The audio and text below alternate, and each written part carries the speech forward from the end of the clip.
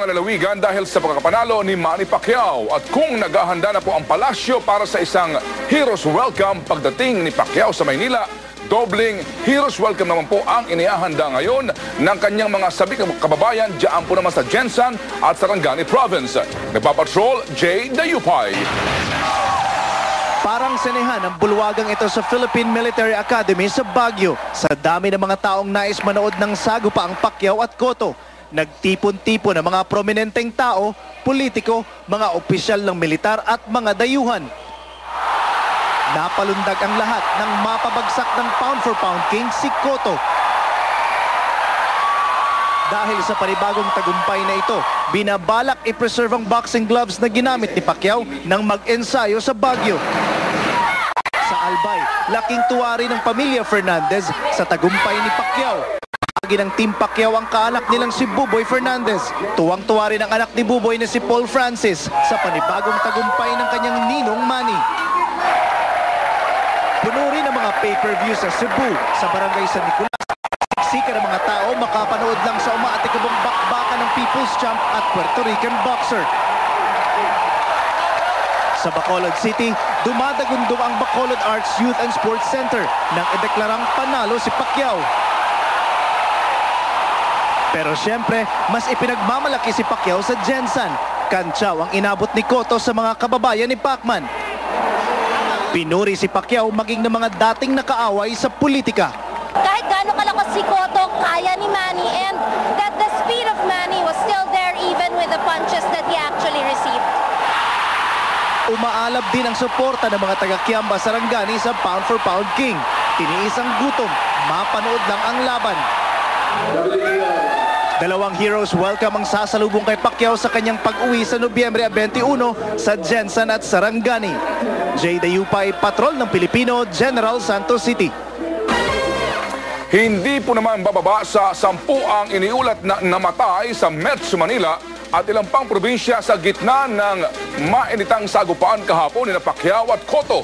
Lahat inatake sa puso dahil sa umano'y magkahalong nerbiyos at tuwa habang nanonood ng laban. Nagpapatrol, Atom Araulio. Sa magkatabing kwarto lang sa National Funeral Homes, nakaburol ang mga labi nila Tatay Ernesto at Jose. Kapwa sila nasawi kahapon habang pinapanood ang sagupaang Pacquiao at Cotto. Si Tatay Jose, kakagaling lang sa ospital dahil sa iniindang paninikip ng dibdib. At pag-uwi sa bahay, inabutan niya ang laban ni Pacquiao. Nang makita niya yung round 4 na bumaksak si Miguel Cotto, sa tuwa niya, gumaganon pa siya. Sinaway siya nung kasama sa bahay. After a minute lang, tumawag doon sa mga anak. Di puntahan yung mga anak dyan. Dahil di naman niya kasama yung mga anak. Si Tatay Ernesto naman, nakaugalian na raw panoorin sa isang mall sa Valenzuela ang bawat laban ni Pacquiao. Pero kahapon, sa gitna ng bakbakan, inatake siya sa puso. Yun daw ho nagre-react yung mga tao, siya hindi na kumikilos. Sana kung naagad na may doktor ka agad sa klinik, baka sakali hindi nangyari itong ganito pagkamatay niya. Sa Cebu, dalawa rin ang sinawing palad sa gitna ng pagbubunyi ng lahat sa mga pinakawalang suntok ni Pacman. Si Mang Atiliano Caneda, nagpakabit pa ng pay-per-view, pero unang round pa lang, hindi na niya kinaya. Naitabo, nikalit lang siya kakulaps. Ang nangyari, biglaan lang siya nagkulaps sa sobrang tense siguro. Dalawa rin ang nasawi sa Batangas dahil sa labang Pacquiao-Cotto. Ang 48 anyo si Marcelino Macaraig nalagutan ng hininga pagkatapos din ng 12th round. Sadyang nabili ng kurudo at nagpapaparalama panood si Pacquiao. Isa pa ang namatay sa Butuan at 3 sa Davao dahil pa rin sa atake sa puso. Ang retiradong pulis na si Jose Paco napuna na lang na hindi na humihinga nang mahulog sa kinaupuan dahil sa natuwa sa laban. Malungkot man ang nangyari, hindi magawa ng mga naulilang sisihin ng People's Champ. Dahil kahit daw pumanaw ang kanilang kaanak, kaisa sila sa pagbumunyi ng mga Pinoy sa panibagong karangalang tinamo ni Manny sa bakbakan.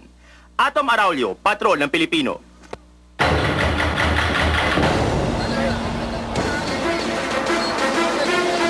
Opisyal nang idineklara ng Liberal Party ang kanilang pambato sa pagkapresidente at vice-presidente sa halalan sa 2010. Sa ginanap na party convention kanina, Inihayag din ng partido ang 9 na pangalan sa kanilang senatorial lineup. May 3 buwan pa bago magsimula ang campaign period. Pero ngayon pa lang, pinaghahandaan na ng partido kung paano haharapin ang mga issue na ipinupukol sa kanilang standard bearer na si Senator Benigno Aquino III.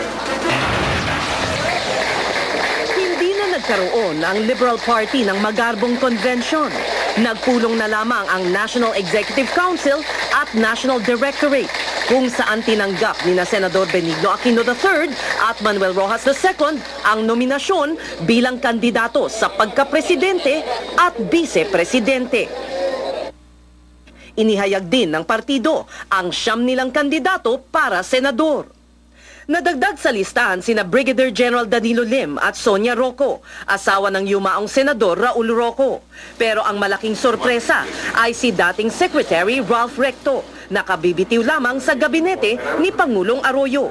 Nagkaroon din umano ng alingas-ngas, nakabilang si Senador Jinggoy Estrada sa naunang listahan.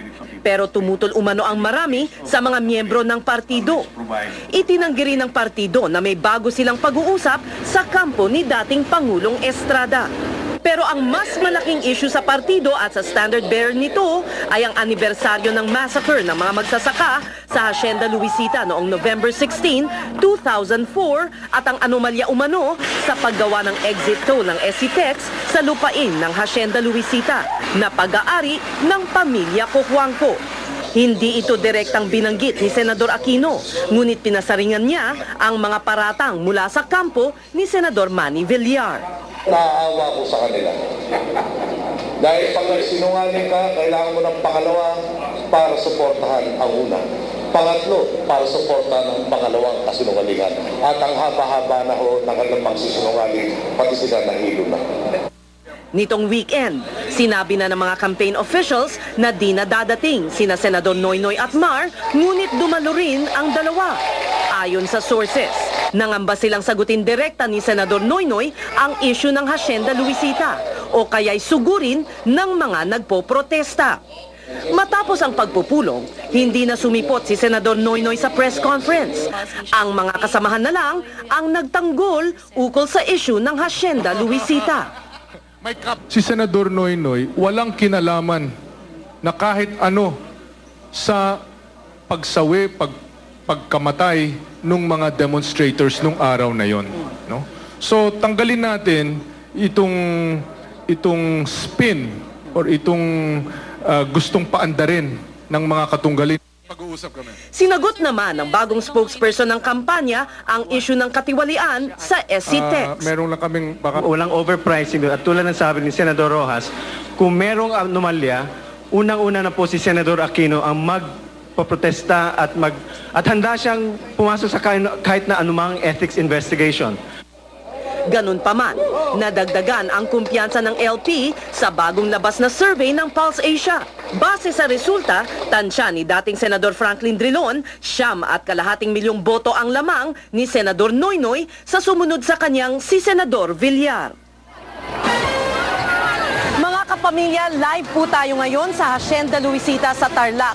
At sa likod ko ay may isang programang nagaganap sa harap mismo ng Gate 1 ng Hacienda Luisita. Mula sa aking tinutuntungan ay namamataan ko ang may 100 mga jeep kung saan sumakay ang mga nakikilahok sa programang isinasagawa dito, kabilang na ang mga miyembro ng mga makakaliwang grupo. Sa ngayon ay nagpaakyat sila ng mga lantern na ngayon ay nasa kalangitan at kaya medyo maingay ang mga nakikilahok dito.